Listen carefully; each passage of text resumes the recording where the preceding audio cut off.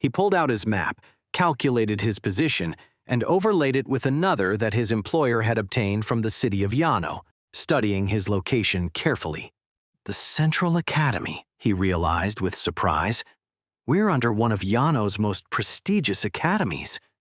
A smile formed on his lips. If the egg had made it up here, maybe recovering it wouldn't be difficult. An institution full of weak students, with only a few professors dangerous to him. But then, that presence could have been a rich student.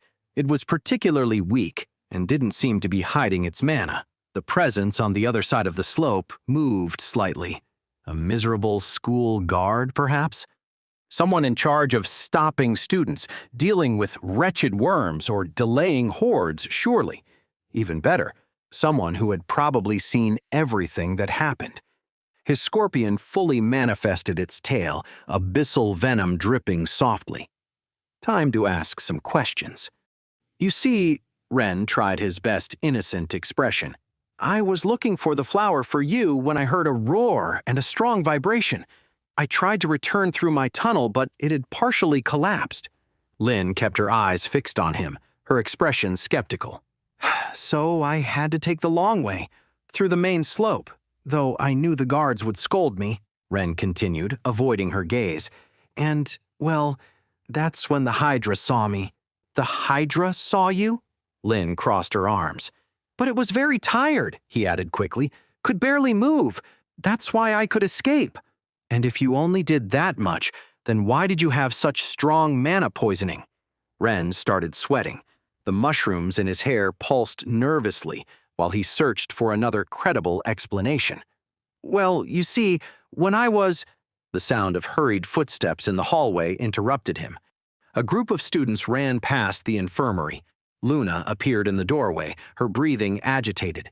"Everyone to the shelters," she announced, her usual composure replaced by contained urgency. "Master Yang is evacuating the students." Taro, who had been pretending to be invisible in a corner, straightened up. Evacuating? Why? Luna ignored him, her eyes fixed on Lin. Something silent passed between them. I suspected as much. Lin stood up, her expression becoming serious. It's time. Time for what? Ren got up, but Lin gently pushed him toward Luna along with Taro. You two, she pointed to Ren and Taro, go with Luna to the shelters. No detours, no secret tunnels. She looked meaningfully at Ren. Straight to the shelters. But, Ren began, this is not negotiable. Lin's tone left no room for discussion. I'm going with Yang. Luna, make sure they reach the shelter. Luna nodded while waiting at the door. Lin, Ren called before she left, what's happening? With luck, nothing, she responded without turning. With bad luck, well, that's why we have shelters. Teacher Lin, Taro shouted. Yes? Do you still want the flowers? Lin disappeared down the hall without answering. Move, Luna ordered. And no walks like during the excursion, Mushroom. It's not time for your secret adventures. Ren and Taro exchanged looks while following Luna. More students ran through the hallways, some scared, others simply confused. Hey, Taro whispered while they walked. You think this has to do with your... Ren shook his head, silencing him. I don't know, but it shouldn't be, if in the end it went back down. But lie about it, he whispered. Something was happening, something serious enough for Lin to leave her interrogation unfinished. And somehow, he had the feeling it was related to the strange behaviors in the depths. The tunnels were too quiet. The agent advanced cautiously. The guard he had interrogated was left lying motionless on the frozen slope. He had resisted until the end, not releasing information even when the abyssal venom had begun to corrode his organs. Tougher than he looked. The hippogriff remained manifested, its senses alert. The scorpion pulsed restlessly under his skin, the abyssal mutations making it more sensitive to threats. Not a single guard, he thought while approaching the exit. The checkpoints were empty, the mana lamps still lit, as if everyone had suddenly disappeared. Daylight filtered through the mine entrance. Too bright after so long in darkness, he didn't exit. His eyes would need time to adjust. He stopped several meters from the exit, keeping to the shadows. His beasts tensed, detecting something they couldn't fully identify.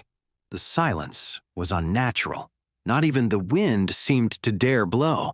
His training screamed warnings that it was too easy. An academy doesn't evacuate its mines without reason, doesn't leave its entrances unguarded for students to do foolish things. The hydra's core weighed next to many others in his bag, a constant reminder of his partial failure. The egg remained lost, stolen by some fortunate thief who had stumbled upon his experiment. He considered that he should go back while studying the entrance. The mission was clear: find and secure specific beast cores. The egg was extra, and he could obtain it again. But pride. He had spent months preparing everything, finding the right hydra, manipulating it to this vein, waiting for the egg to form. All ruined because he grew overconfident, because he hadn't considered someone else might find such a small vein. He reminded himself to focus on the mission. The core was enough. He could find another hydra. The depths were full of them, with time and patience. A voice whispered in his mind that the thief was here, close, with his egg. His beasts stirred restlessly, sensing his inner conflict. His training insisted that he should return. Something was wrong. He should go back and plan better. He took one step back, determined to retreat. Then another. He thought it was the right thing, the sensible thing. He turned toward the protective darkness of the tunnels. And then, "To hell with it," he muttered, turning sharply. "Nobody steals from me." He took a step toward the light. The massive fireball consumed him instantly. The shelter was an impressive structure located behind the academy. Spacious chambers connected by well-lit tunnels now housed dozens of confused and nervous students. "Min!" Taro waved his arms upon seeing his friend. "Over here!" Min approached. "Anyone know what's happening?" Ren watched as Luna was immediately surrounded by the two noble girls who always accompanied her. A second group of nobles joined them, exchanging quick whispers before dispersing as if they had never spoken. "It's obvious, isn't it?" Taro began, his voice adopting a conspiratorial tone.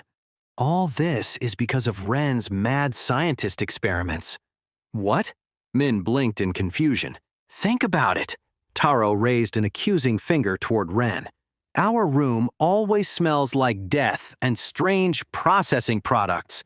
"That's because of the cultivation," Ren began. "The mushrooms in his hair glow unnaturally. They're naturally luminescent.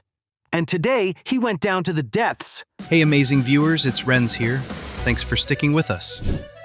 By the time of the release of this video, only 6.9% of our viewers have joined the party by subscribing, and 93.1% of you might miss out on our next mind-blowing video. So what are you waiting for? Hit that subscribe button and join the exclusive club.